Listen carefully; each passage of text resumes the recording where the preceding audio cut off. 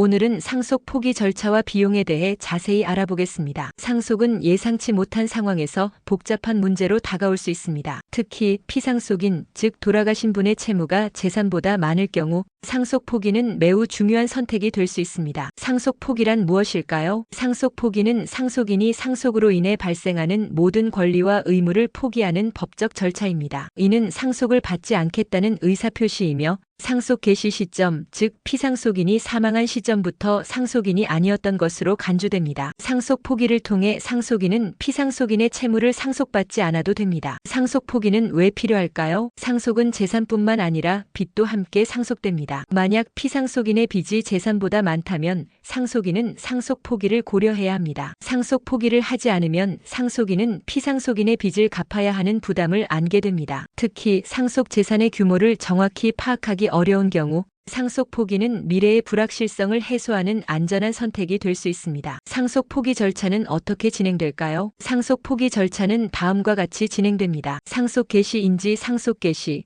즉 피상속인의 사망 사실을 인지한 날로부터 3개월 이내에 상속 포기 신청을 해야 합니다. 이 3개월의 기간을 숙려 기간이라고 합니다. 숙려 기간 동안 상속인은 상속을 받을지 포기할지 아니면 한정 승인을 할지 신중하게 결정해야 합니다. 만약 3개월 이내에 아무런 결정을 하지 않으면 단순 승인으로 간주되어 피상속인의 재산과 빚을 모두 상속받게 됩니다. 필요 서류 준비 상속 포기 신청을 위해 필요한 서류를 준비합니다. 필요한 서류는 피상속인과 상속인의 상황에 따라 다소 차이가 있을 수 있으므로 법원에 문의하거나 법률 전문가의 도움을 받는 것이 좋습니다. 일반적으로 필요한 서류는 다음과 같습니다. 피상속인 관련 서류, 사망자의 주민등록 말소 등본, 기본증명서, 가족관계증명서, 필요에 따라 제적등본, 상속인 관련 서류, 상속인의 기본증명서, 가족관계증명서, 상세 발급, 주민번호 전부 표기, 주민등록 등본 또는 초본, 인감증명서, 본인 발급,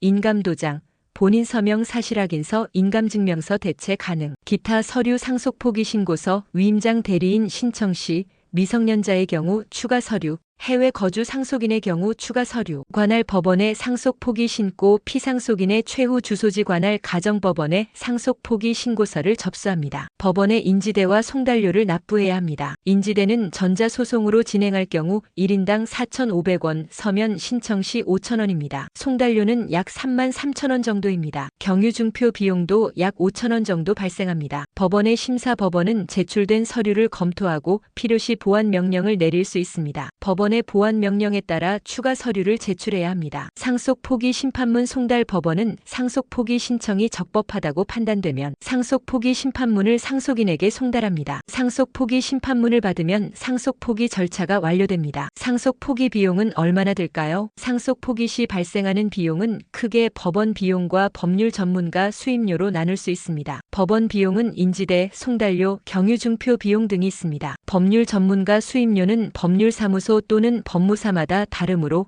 여러 곳에 문의하여 비교하는 것이 좋습니다. 헬프미의 경우 2인 이상 진행 시 1인당 수수료 88,000원, 부가세 포함 단독 진행 시 132,000원입니다. 채권자가 8곳 초과 시 1곳당 55,000원이 추가됩니다. 더 스마트 상속의 경우 1인당 수수료 99,000원 부가세 포함이며 스마트 법률 서비스는 상속 포기 대리 서비스 1인당 10만원 부가세 별도입니다. 상속 포기 시 주의해야 할 점은 무엇일까요? 상속 포기는 신중하게 결정해야 합니다. 일단 상속 포기를 하면 번복하기 어렵습니다. 또한 상속 포기를 하면 다음 순위의 상속인에게 채무가 승계될 수 있습니다. 예를 들어 자녀가 상속 포기를 하면 손자녀에게 상속권이 넘어가 채무가 승계될 수 있으므로 가족 구성원 전체가 상속 포기를 고려하는 것이 안전합니다. 상속 포기 전에 상속 재산을 임의로 처분하면 상속 승인으로 간주될 수 있으므로 주의해야 합니다. 피상속인이 피보험자인 사망보험금의 수익자가 상속인으로 지정된 경우 상속 포기 시 보험금을 받지 못할 수 있습니다. 따라서 보험금 수익자 지정 여부를 확인해야 합니다. 한정 승인은 무엇일까요? 상속 포기 외에 한정 승인이라는 방법도 있습니다. 한정 승인은 상속받을 재산의 한도 내에서만 피상속인의 채무를 변제하는 방식입니다. 상속 재산으로 채무를 변제하고 남은 재산은 상속인이 취득합니다. 빚이 정확히 얼마나 있는지 알 수 없다면 상속 포기가 더 안전할 수 있으며